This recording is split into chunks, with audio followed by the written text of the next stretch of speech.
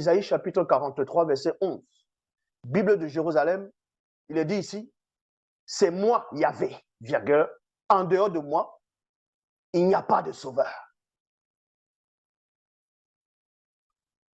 Maintenant, on va dans Matthieu chapitre 1, verset 21. Il est dit ici, elle mettra au monde un fils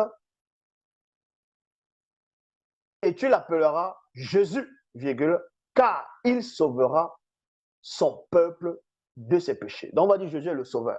Donc, il va sauver son peuple de ses péchés.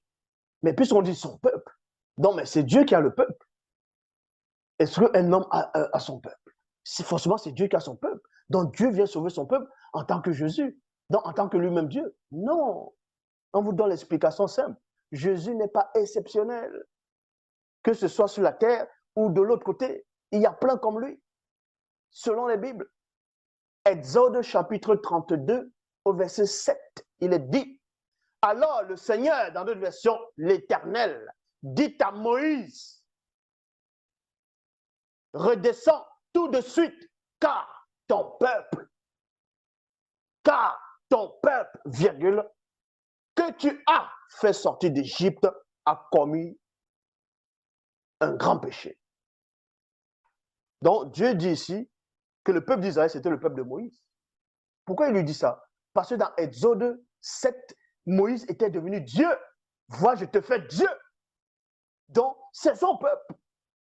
Donc, Jésus aussi, c'est la même chose. Il n'y a rien d'exceptionnel. Qu'on dise qu'il va naître et il va sauver son peuple. Moïse aussi a sauvé son peuple, puisque Dieu dit que c'est le peuple de Moïse. Il n'y avait même pas que Jésus, il n'y avait pas que Dieu, et il n'y avait pas que Moïse ou Jésus. Non, il y avait d'autres personnes comme ça. Dans Jude, chapitre 1,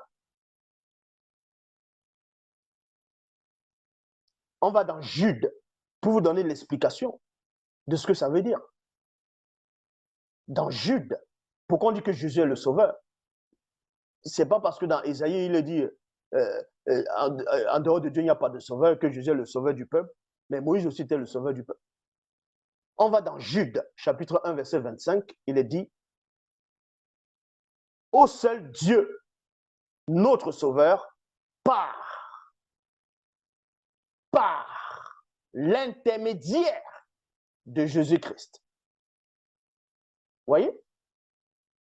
Vous ne savez pas le mot qui veut dire intermédiaire, ça veut dire quoi?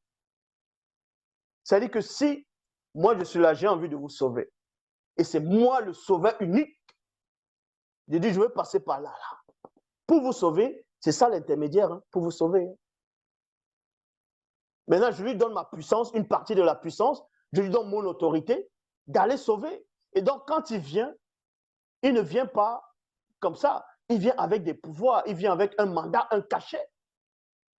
Et maintenant, quand il vient devant vous, il est supérieur à vous. Et il est le sauveur. Il vient devant le peuple, qui devient son peuple. Tu n'avais pas dit c'est lui qui est le sauveur. C'est écrit, ô seul Dieu, notre sauveur, par l'intermédiaire de Jésus. Ce n'est pas Jésus qui est le sauveur, c'est Dieu qui est le sauveur par Jésus. De même que Dieu était le sauveur par Moïse. Et Dieu était encore le sauveur par, comment il s'appelle? Dieu est encore le sauveur par autant des juges. On va voir cela dans Juges, chapitre 13, au verset 5, Bible de la colombe. Car tu vas devenir enceinte et tu enfanteras un fils. Point. Le rasoir ne passera pas sur sa tête parce que cet enfant sera naziréen de Dieu. Point. Non, de Dieu. Dès le ventre de sa mère. Et ce sera lui qui commencera à sauver Israël de la main des Philistins. Cet enfant, c'était le sauveur, hein? Mais c'est Dieu qui sauvait par lui.